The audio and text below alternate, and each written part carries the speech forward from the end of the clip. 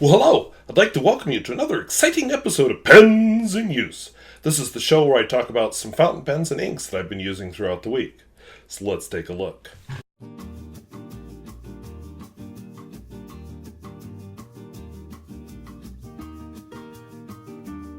If videos like this interest you, where I talk about fountain pens, both new and old and at all price points, I would invite you to subscribe.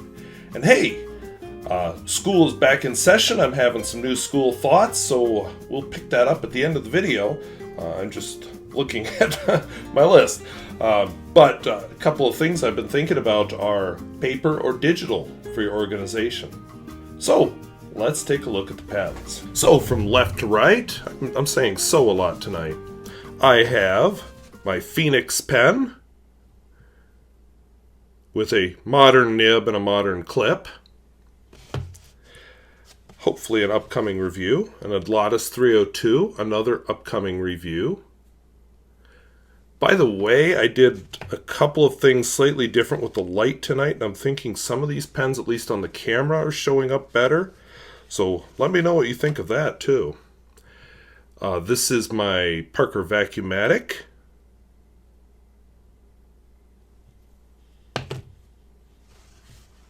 Line them up properly, because I haven't done my photograph of the bunch yet. Geha Boy, German student pen, which is really nice. This week's revisit, an A.G. Spalding and Brothers fountain pen. Getting low, probably will not be here next week. Lamy All-Star.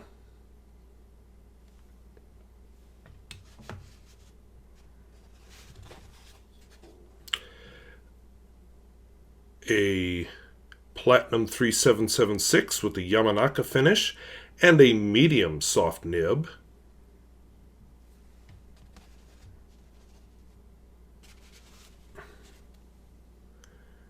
An Arrow, mottled purple and black, which looks like it has a pretty glorious finish, kind of like my Selector I had out for a long time, till you realize it's like a thin plastic just glued onto it. And you know, I'm sitting here and I just realized in my pocket I have the Lamy 2000, which has become my daily writer since school has started again. So let's include that in the batch. So now it's a good thing I didn't take that picture. So let's take a picture for the close-ups on Instagram. See, what I do is I just use my cell phone. I don't do anything too artistic. No fine camera work here. Boom, picture taken. So those are the pens and inks that I've been using throughout the week, focusing on. It's probably an open secret that there are more pens inked. I haven't bought any pens recently, so well, okay, that's not quite true. But I bought like 2 or 3 this summer. But the thing is, I usually, if I'm doing some first impressions and I film the video, you don't get to see it in here. I also, if I often have more pens inked up than I'm showing here, I do a little rotation within a rotation. This Lamy All-Star, for example, took a few weeks off and now it's back in the rotation. From the ink level in it, it looks like this. I'm going to just write it dry this week. So, yeah, those are the pens. As always, I'll be doing their writing sample in a Bomo art journal. And I guess I should note, how many pens do I have inked right now? I'd say probably 20, which admittedly is a lot even for me. They're finally starting to run empty. If you've been monitoring the last few weeks of pens in use, you're probably seeing some repeats. I just ended up somehow with too many inked up. Some of these are inked up for review purposes. This one for a revisit. I thought I was revisiting this one, but it's not quite time yet. Geha Boy needs a review. Actually, all 4 of these need a review. Okay, we've got 5 pens here that need a review. And some of them are almost empty, so I need to get that review filmed. But hey, Labor Day weekend coming up, I'm getting that done. And then I can relax and I'll have a minimum of 5 reviews ready on just to go when I have busy weeks. I think I have 9 first impressions ready to go. So we'll get, I only have 1 review left. It's a revisit to, I don't remember what pen. Another pen. So let's see how they write. So my first pen is a Phoenix. When I do its review, you'll see how I've guessed that as its name. The person I traded it with wasn't exactly sure, other than saying it was a Dutch prototype, so that was the only clue I started with. I think it has a really nice herringbone finish. It's probably a celluloid. The person I traded it with put this clip on and installed a Bach nib. I am leaning super heavily towards trying out one of those Nemesine re-entry nibs, even though they're no longer made, or at least no longer, can't find them anymore. In the meantime, I do like this Bach nib. So Phoenix, and it's a broad Bach nib. And the ink in it is Noodler's Apache Sunset. One of the first, when I started branching out into different kinds of inks, this is one of the first bottles I bought. You know, I, for decades, was a Parker Quink black guy, and branched out, you know, discovered the Noodler's world, and that was one I discovered. And I forgot to do my swatch, so we'll do it right here. I have a short list of pens, so I think it'll fit. Should have done the sunset on another row. Now that this bottle is almost empty, I probably will not be replacing it. Nothing against the ink. It can shade quite nicely, but I have other oranges, and I'd rather just get rid of a bottle of ink and not replace it. Now, that happens to my black ink, of course I'll replace that. But this, not so much. I have my Adlatus 302. This is a pen that has a fine steno nib.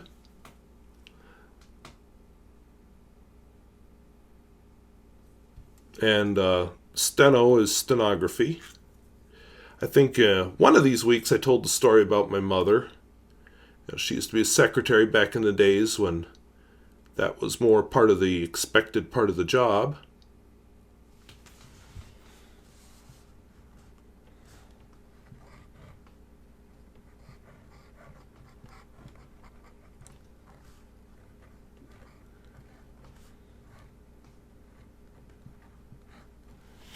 Now the ink in this one, I don't remember, but luckily I have it written down. Iroshizuku.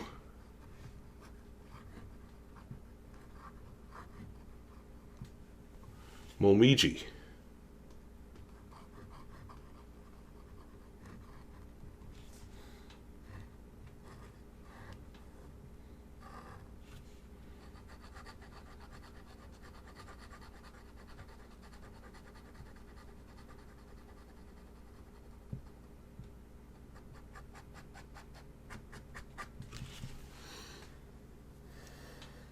Kind of a nice red. I appreciate what Iroshizuku's doing with their new smaller bottles. They take up a lot less space, and you know, honestly, how quickly are you gonna run through a bottle of something like this? You know, I'm probably going to die, and that bottle will still be working on getting run through. I have my Parker Vacumatic, and ironically, I don't, maybe not ironically, but I did film a video of this, video review. I had a video review of all my Parker pens, and I even had a video while they were all inked up, because I batch filmed them, and I had them all together compared. And that was on that external hard drive that I dropped on the floor and broke. I guess it's been a year or two now. So I just haven't gone back and refilmed this review, and I probably will not go back and refilm the all of them review, but this one deserves its own video. Oh boy, I may have run out of ink here. I promised they were all writing before I started filming.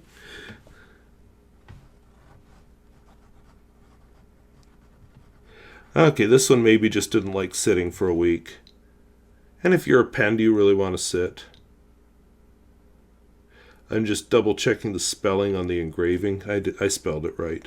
I don't know the size of the nib. It's not written on it, but that looks like a fine. The ink in it is Parker,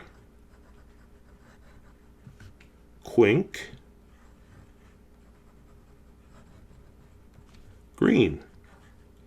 Which, it's a bottle I bought on Amazon. I thought they had quit making all their different colors, so I was quite surprised to see a bottle of green. I'm guessing it's probably new old stock, just something that never got sold.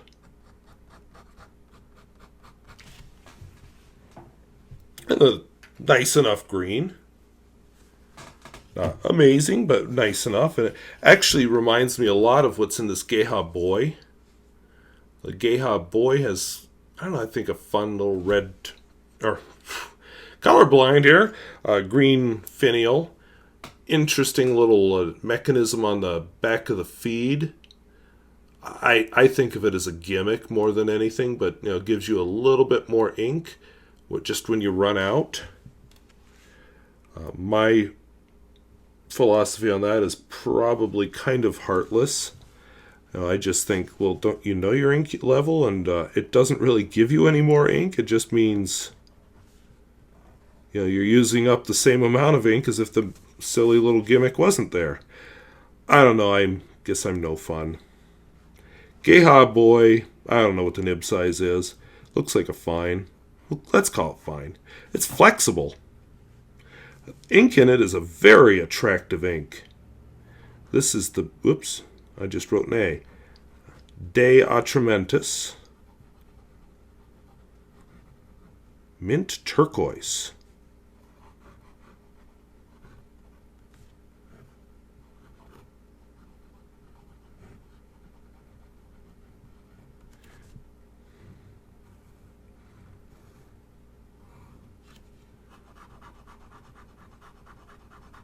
Kind of a nice bluish green.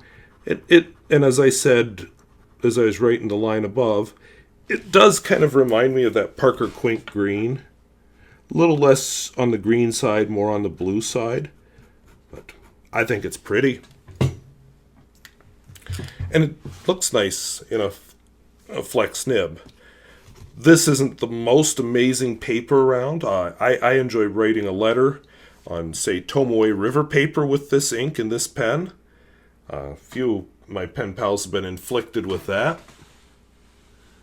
I just think it comes out looking quite nice.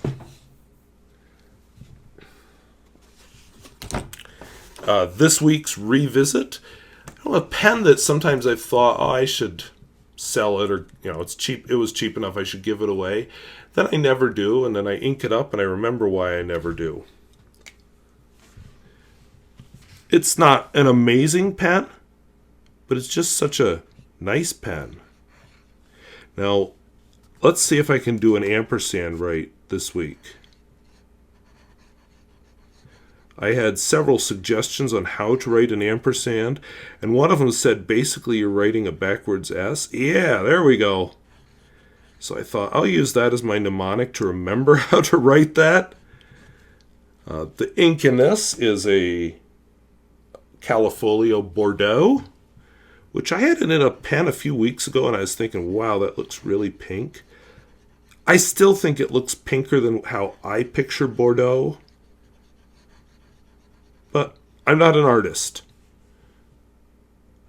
I don't know my colors to the degree an artist would.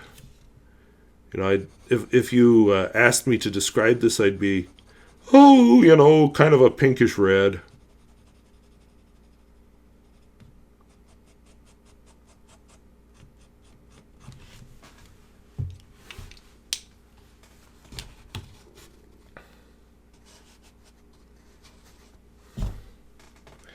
And then we get to my Lamy All-Star. This was a special edition a few years ago. Actually, I think it was called what was it? I don't remember. It was some kind of a green.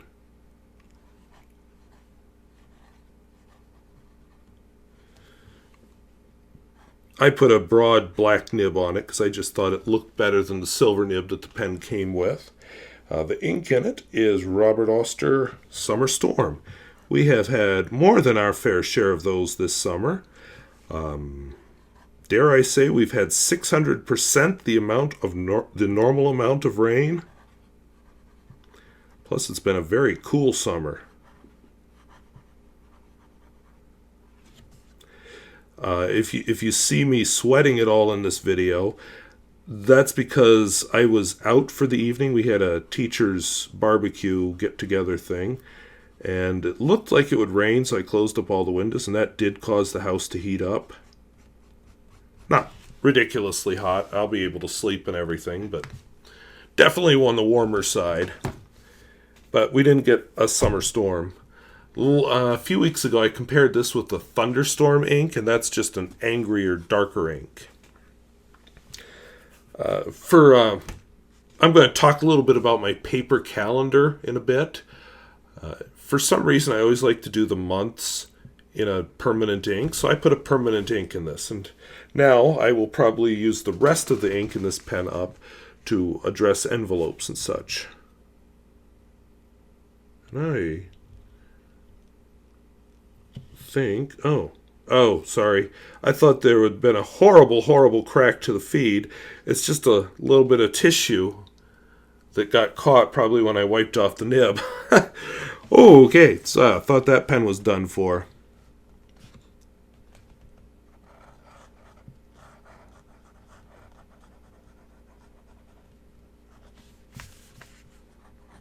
So this was the Yamanaka finish. I think it's attractive. I really like the finish that they just came out with. It's slipping my mind at the moment, but I've told myself I'm not going to buy it because I don't see a place in my collection for another 3776, because then I'm collecting finishes, not nibs. I don't want an extra fine, so I'm just going to let it be. So this ink is platinum. So now I wish I'd saved it for last.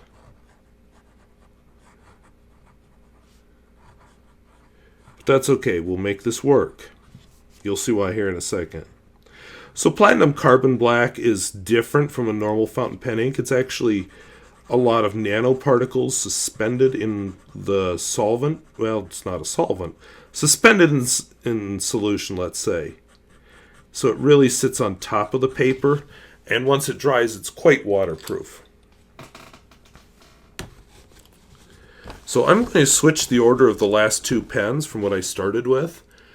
I'm going to go to my Lamy 2000 just so we can compare the two blacks. Yes, this has been my daily writer. It rides in my shirt pocket all day while I'm teaching, and yes, it was riding in my shirt pocket while I was at the barbecue tonight.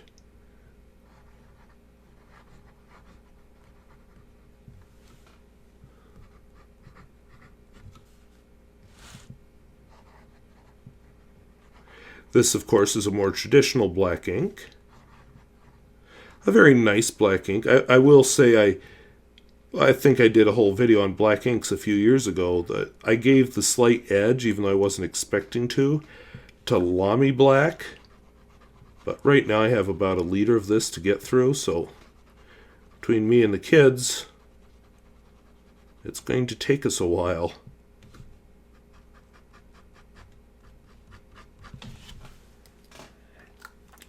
When that dries, you'll be able to see the difference.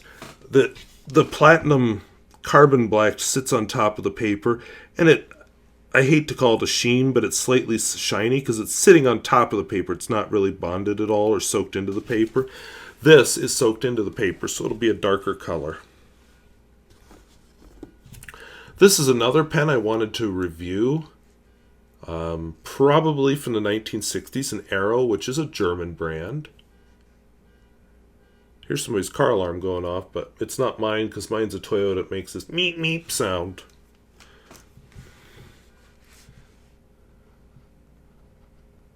There we go.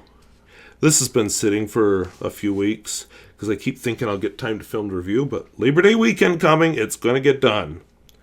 And this ink is Callifolio. And it better get done because this pen is almost empty. Because I discovered it's actually a kind of a nice pen to just write with. Not, oh my gosh, look at that amazing ink. It's not that kind of a pen. But it's just very comfortable to sit down and put lines on paper with. One of these weeks I'll have to show you one of the cool features of Callifolio ink. Somebody, I won't say it was my discovery, somebody else pointed it out to me. If you get enough of them, they'll sit in a nice circle. So I have a table in the bedroom where they're sitting like that. 2 circles. So those are the pens and inks that I've been using this week, focusing on. I have a few more sitting in waiting. I think I told you probably a total of 20. Several of them turned out to be empty. I was planning my Nikaya to be part of tonight's lineup, and it's empty again. And I'm trying to decide if I want to wash it or refill it yet again. That one seems to eat a steady diet of Sailor Gentle Epinard. Just surprising how the pens do finally end up emptying out. So, yeah, by next week's show, I'm going to have to ink up some fresh pens. I don't have as much time to write during the school year as I'd like. I do spend some time brainstorming and thinking through things, and I think through things best on paper. That's something I find that kids often don't like to do. They want to just jump in and start doing. Like I had a project last year with one of my classes where they did some Arduino programming. They did a 3D print, and then they had to do wiring, and they were basically making a light sculpture. And I've talked about it before. Like one group did a semi, a grain truck, and it had headlights that went from high beam to low beam. There was a beacon light on top of the cab of the semi, and then the brake lights would go on and off. And there's a lot of planning behind it. How am I going to program it? How do I want to wire it? Where on the Arduino do I want it wired to? All those kinds of things. And one of the kids in the group just like, oh, let's just get it put together and figure it out later. So, no, that's not how you do it. I like to brainstorm and write. I'm teaching a junior high STEM class this year, and had to write out everything ahead of time before I planned it on the computer. I just kind of had to sketch it out. That's been an interesting experience. We'll have to get into that later. But classroom management, what are you going to do? What do you want to change for next year? All that I want to write out. Now, admittedly, I've got a computer sitting about 2 feet away from me, a laptop, which has a wonderful, amazing program called Evernote, where I often consolidate those notes later into an organized format. But that initial thinking, that brainstorming's got to come from my brain. And on that note, well, okay, let's finish up the school year thing. So it turns out I probably could have filmed my pens in use that first week of school. I just didn't talk as much the first day of school as I have in years past. That's been one of my intentional things. Less of me talking, more of them doing. And making incremental changes every year. I just can't go in and change everything at once. I've been doing it for 20 years. I'm starting my 21st year now. Old habits die hard, and I've realized that you just got to accept that and make a few changes, and they add up. Well, anyway, so I told you 21 years. So this is my 14th year I'm starting at this current school district. So, do the math. I have been here now twice as long as all the other schools I worked at put together. So must be something about this place works out for me. This owning a house kind of helps tie me down too. But I've realized that I am a small town guy. It's just my culture that I was raised in, and not that I couldn't be happy in a city. It's just not my world. I like being able to walk around town, and yes, you can walk in Bismarck, but you can't walk to everything in Bismarck. And well, if you're not an American viewer, American cities are spread out and they're designed for cars, not for people. But anyway, back on the school thing. So I've got a junior high STEM class. I'm excited about that because I'll be able to teach all the junior high kids. We have 84 of them this year. So I'll be able to teach all the junior high kids by the end of the year. So I'll actually know them all, which usually I don't know the seventh graders. So this spring I'll have seventh graders. I haven't taught seventh graders in 15 years, so that'll be interesting. But I'll actually know them all. So junior high STEM we've broken up. It's a quarter long class. It's part of a rotation with shop and home ec and something else. Something I don't teach anyway.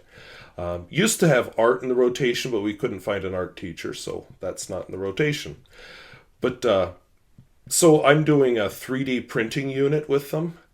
And I'm sharing the class with another teacher, a brand new, fresh out of college teacher who has all the ideas. 3D printing unit. She's doing an engineering challenge unit where they're just doing different engineering challenges. And then I'm doing, together we're going to do a programming unit. And we're hoping to get some of those BBC microbits to work with. That's another project for this Labor Day weekend. I'm going to start planning that because I'm way more familiar with that than she is. She is probably more technologically up to date than I am, especially educational technology. But I know more about programming than she does. So that'll probably be more on me, but which is fine. I enjoy the challenge of programming. I have the high school STEM class, which for now I'm stealing the 3D design class from the high school STEM class. I seem to always do that. I forget how long I've been talking, and this camera shuts off after 25 minutes or so. But anyway, I'm stealing the 3D printing, most of it from the high school STEM class, because my dream in a few more years is to change up the level for the high school 3D printing and have more of, instead of learning basic skills, have more of the creativity and specific applications. I have a unit on making artificial bones and specifically joints, where this is what inspired my very first STEM class to push for the 3D printer. How nice it would have been if we could have manipulated a fake bone with a 3D printer and made our modeling that way. We had a few times where we just thought, wow, wouldn't a 3D printer be nice for this? So that's where I want to head with that. That light sculpture project was a good use of the 3D printer. Let's see. I have a chemistry class, which is good. I've been taking chemistry. I was in a chemistry class in Minot this summer, 3 years of it.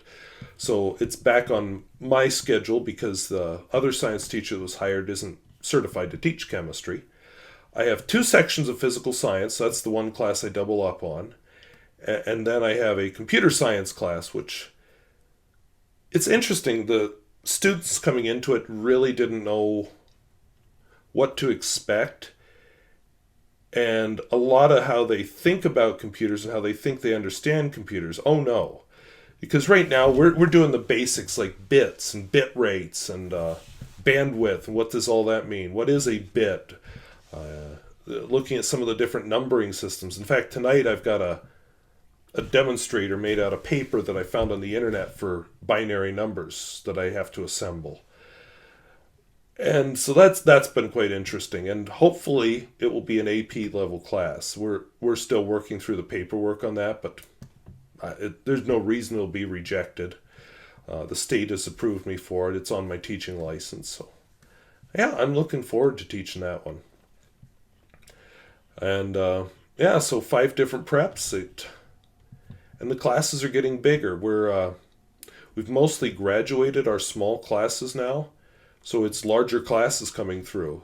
Job security, like I said, 84 junior high kids. That's grades 7 and 8 this year. We've never had a junior high that big since I've been here.